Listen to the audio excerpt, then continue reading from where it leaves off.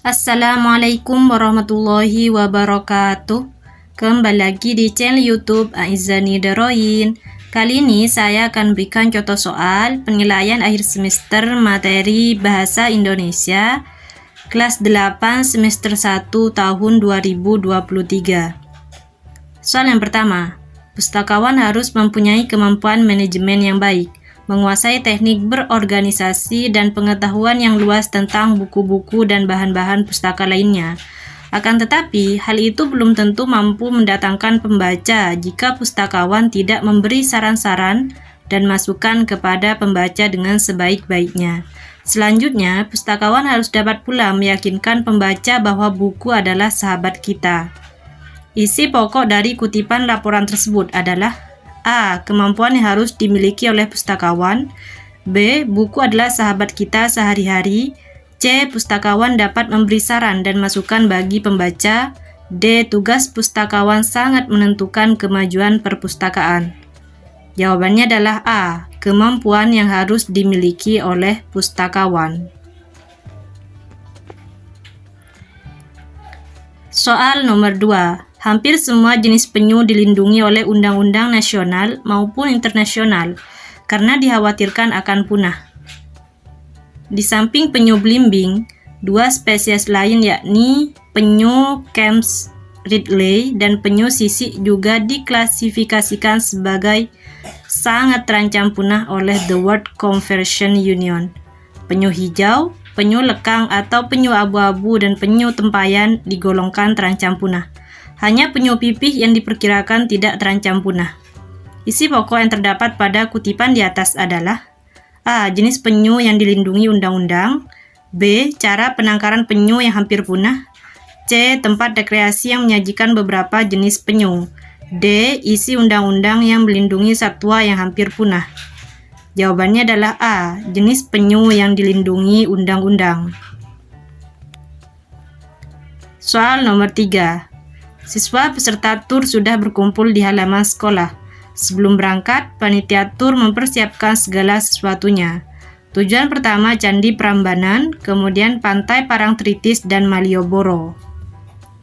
Laporan di atas disampaikan berdasarkan urutan: A. Waktu, B. Tempat, C. Ruang, D. Topik. Jawabannya adalah B. Tempat. Soal nomor 4. Perhatikan isi laporan berikut. 1. Di Provinsi Bangka Belitung tersohor 3 durian legenda, yaitu durian Cumasi, Sutra Manis, dan Pledes. 2. Ketiganya terutama durian Cumasi melegenda karena menjadi kesukaan bangsawan Cina. 3. Harga durian Cumasi melangit hingga 200.000 per buah. 4. Durian Sutra Manis istimewa karena kering, manis, dan berwarna jingga. Tanggapan yang sesuai dengan isi laporan tersebut adalah: A. Laporan tersebut tidak menjelaskan bahwa durian Pledes merupakan durian yang melegenda. B. Buah durian yang terkenal dari Provinsi Bangka Belitung adalah durian Cumasi, Sutra Manis, dan Pledes. C. Karena kelezatannya, durian Cumasi dijual hingga 300.000 per buah. D. Durian Sutra Manis juga digemari para pelancong yang datang ke Provinsi Bangka Belitung. Jawabannya adalah B. Buah durian yang terkenal dari Provinsi Bangka Belitung adalah durian Cumasi, Sutra Manis, dan Pledes. Soal nomor 5. Kalimat tanggapan perjalanan teman yang wajar dan baik adalah: A. Laporan perjalanan itu sangat buruk dan tidak pantas disampaikan di forum yang terhormat ini. B. Baru kali ini melihat laporan perjalanan yang sangat hebat dan menggetarkan. C. Alangkah nekatnya ia menyampaikan laporan perjalanan yang tampak seperti cerpen murahan ini. D. Laporan perjalanan ini sebenarnya cukup lengkap dan bagus, namun penulis kurang mendalam dan kurang dalam mengulas kehidupan masyarakat setempat. Jawabannya adalah D. Laporan perjalanan ini sebenarnya cukup lengkap dan bagus, namun penulis kurang mendalam dan kurang dalam mengulas kehidupan masyarakat setempat. Soal nomor 6. SMP Negeri 4 Gabus Wetan melaksanakan pertandingan antar kelas selesai semester ganjil. Pertandingan itu meliputi sepak bola, bulu tangkis, dan bola voli. Panitianya berasal dari OSIS. Tempatnya di lapangan serbaguna. Pertandingan itu sangat ramai. Berdasarkan ilustrasi di atas termasuk dalam bentuk laporan: A. Pengamatan, B. Kegiatan, C. Perjalanan, D. Keuangan. Jawabannya adalah B. Kegiatan. Soal nomor 7. Syarat laporan yang baik adalah sebagai berikut, kecuali A. Objektif, B. Kalimat jelas, C. Sistematis, D. Kalimatnya panjang lebar. Jawabannya adalah D. Kalimatnya panjang lebar. Soal nomor 8. Sebelum berwawancara dengan narasumber, langkah yang tepat dilakukan adalah A. Menentukan tempat, B. Menyusun daftar pertanyaan, C. Berlatih wawancara, D. Menentukan kesimpulan. Jawabannya adalah B. Menyusun daftar pertanyaan. Soal nomor 9. Hal-hal yang harus dicatat dalam melakukan wawancara adalah sebagai berikut, kecuali A. Cara wawancara, B. Tujuan wawancara, C. Simpulan wawancara, D. Nama narasumber. Jawabannya adalah A. Cara wawancara. Soal nomor 10. Pertanyaan yang tepat digunakan untuk berwawancara tentang masalah perdagangan yaitu A. Bagaimana kesejahteraan karyawan di perusahaan Bapak? B. Berapa jumlah karyawan di perusahaan ini? C. Berapa omset penjualan per hari? D. Apa yang dilakukan jika ada karyawan yang malas? Jawabannya adalah C. Berapa omset penjualan per hari? Soal nomor 11. Kamu akan mewawancarai seorang petani kopi yang berhasil. Kamu ingin mengetahui informasi tentang cara petani tersebut bisa menjadi petani yang berhasil. Pertanyaan yang sesuai untuk mencari informasi tersebut adalah A. Sejak kapan Bapak mencintai kopi? B. Bagaimana cara Bapak berhasil menjadi petani kopi? C. Apakah Bapak tidak salah memilih menjadi petani? D. Apa keuntungan Bapak menjadi petani? Jawabannya adalah B. Bagaimana cara Bapak berhasil menjadi petani kopi? Soal nomor 12. Aspek yang tidak termasuk dalam pokok-pokok laporan perjalanan adalah A. Waktu perjalanan, B. Keadaan tempat, C. Biro perjalanan, D. Tujuan perjalanan. Jawabannya adalah C. Biro perjalanan. Soal nomor 13. Hal yang tidak perlu ditanggapi dalam suatu laporan adalah A. Waktu pelaksanaan, B. Tujuan kegiatan, C. Isi kegiatan, D. Besarnya anggaran. Jawabannya adalah D. Besarnya anggaran. Soal nomor 14. Kalimat tanggapan terhadap laporan perjalanan teman yang wajar dan baik adalah A. Laporan perjalanan itu sangat buruk dan tidak pantas disampaikan di forum yang terhormat ini. B. Baru kali ini melihat laporan perjalanan yang sangat hebat dan menggetarkan. C. Alangkah nekatnya ia menyampaikan laporan perjalanan yang tampak seperti cerpen ini.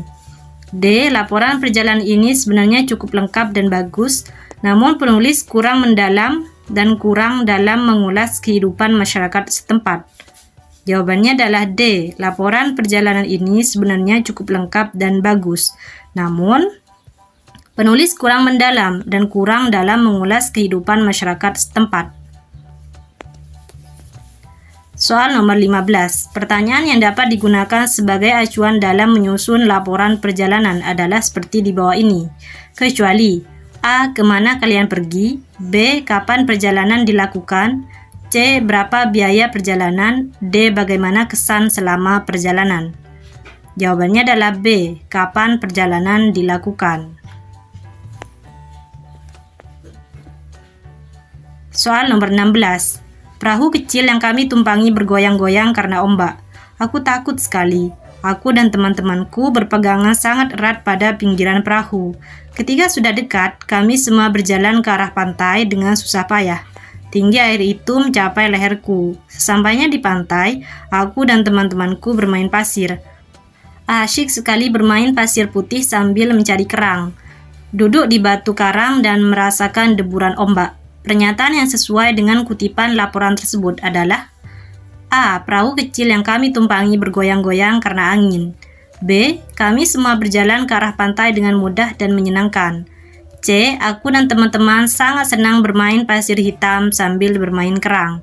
D. Aku dan teman-temanku berpegangan sangat erat pada pinggiran perahu. Jawabannya adalah D. Aku dan teman-temanku berpegangan sangat erat pada pinggiran perahu.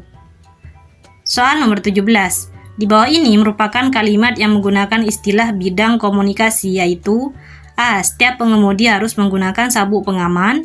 B. Orang itu sedang menelpon temannya. C. Setiap buku harus memiliki katalog. D. Sakit flu itu mudah diobati. Jawabannya adalah B. Orang itu sedang menelpon temannya. Soal nomor 18. Perhatikan langkah-langkah berikut. 1. Tentukan huruf awal subjek. 2. Buka halaman ensiklopedi sesuai huruf awal subjek. 3. Tentukan artikel yang akan dicari. 4. Temukan informasi tentang artikel. Langkah yang tepat untuk menemukan informasi tentang suatu artikel dalam ensiklopedi adalah A. 2341, B. 3412, C. 3124, D. 4321. Jawabannya adalah C. 3124. Soal nomor 19. Perhatikan penggalan teks berikut ini. Sebagai seorang ibu, tentu tidak begitu pasrah oleh keadaan. Bagaimanapun, anak harus mau belajar. Untuk itu, perlu kita cari dulu penyebabnya. Mengapa anak malas belajar? Penyebab itu antara lain, anak terlalu banyak PR, anak banyak kegiatan tes, ditinggal orang terdekat misalnya ayah, ibu, kakak, mengalami kejadian yang menyedihkan, baik di sekolah atau di rumah, mencari perhatian dan sebagainya. Ada beberapa hal yang menjadikan anak malas belajar seperti di bawah ini, kecuali A. Anak terlalu banyak PR, B. Ditinggal orang terdekat misalnya ayah, ibu, kakak, C. Kurang mendapat perhatian, D. Mencari perhatian. Jawabannya adalah C. Kurang mendapat perhatian. Soal nomor 20. Berdasarkan ilustrasi pada nomor 19, apabila anak malas belajar, sebagai orang tua harus A. Membiarkan saja sesuai dengan kemampuannya, B. Mencari apa penyebabnya, C. Orang tua memberi pelajaran saat mau belajar, D. Memarahinya agar mau belajar. Jawabannya adalah B. Mencari apa penyebabnya. Soal nomor 21. Sebagai orang tua mengetahui anaknya malas belajar, tidak boleh pasrah. Orang tua harus mengambil langkah. A. Menyuruh anak agar kembali mau belajar. B. Tidak mengurangi waktu untuk bermain.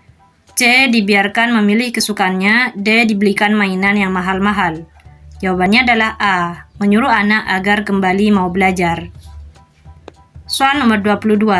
Buku yang menghimpun keterangan atau uraian tentang berbagai hal di bidang ilmu pengetahuan dan seni, disusun menurut abjad atau lingkungan ilmu adalah buku A. Ensiklopedia, B. Kamus, C. Undang-undang, D. Teks drama.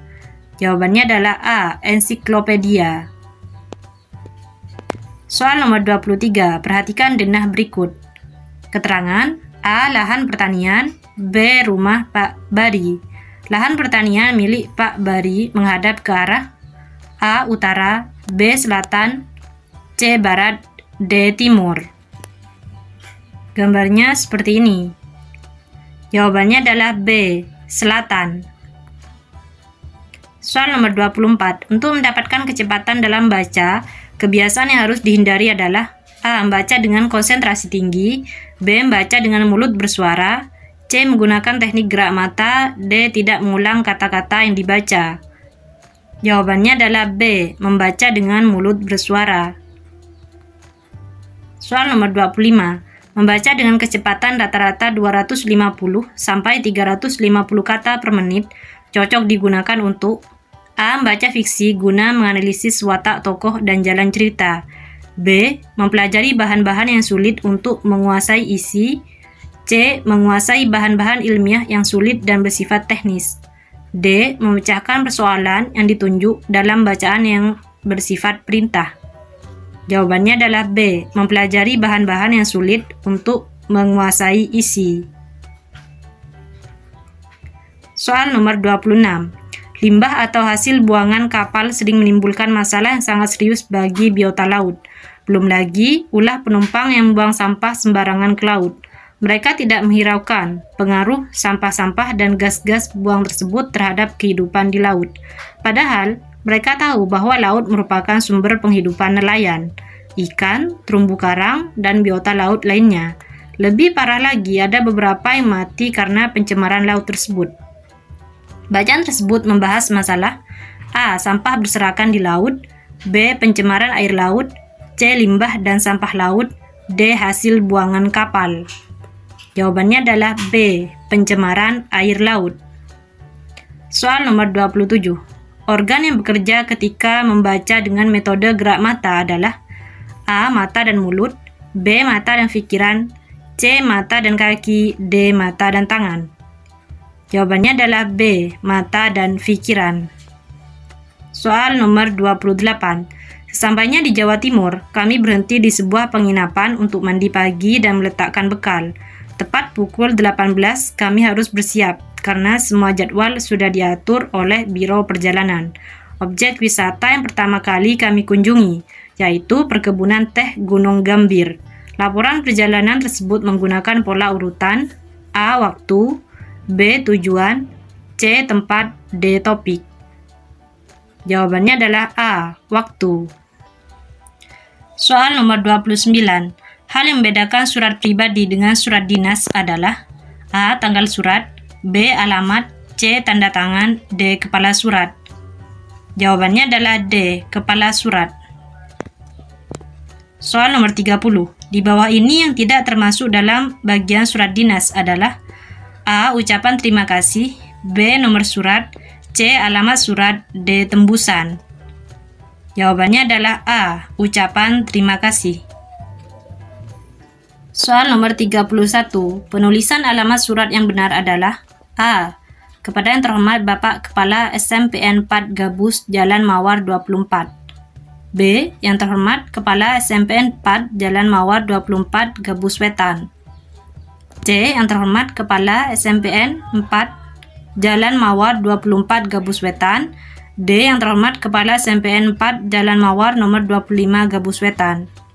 Jawabannya adalah D. Yang terhormat Kepala SMPN 4 Jalan Mawar nomor 25 Gabus Wetan. Soal nomor 32. Berikut ini adalah unsur-unsur yang terdapat dalam pementasan drama kecuali A. Pemain, B. Sutradara, C. Tata panggung, D. Penonton. Jawabannya adalah D. Penonton.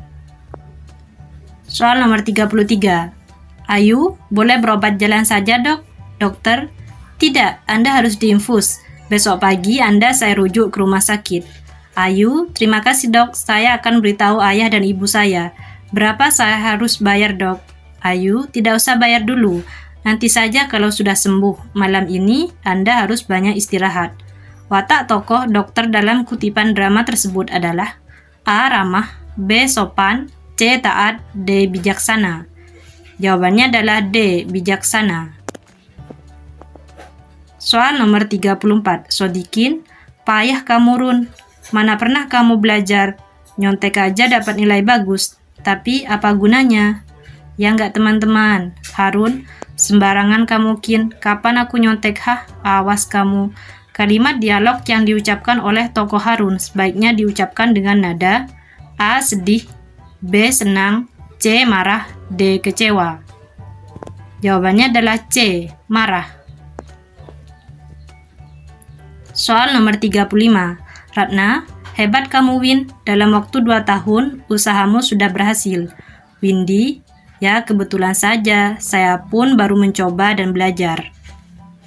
Ratna, katanya bulan depan kamu mewakili pengusaha batik ke luar negeri. Windy, ya terima kasih. Ini pun juga secara kebetulan. Kalimat yang tepat digunakan untuk melengkapi dialog tersebut adalah A. Keberhasilan memerlukan keuletan dan pengorbanan. B. Lanjutkan perjuangan dan usahamu pasti cita-citamu tercapai.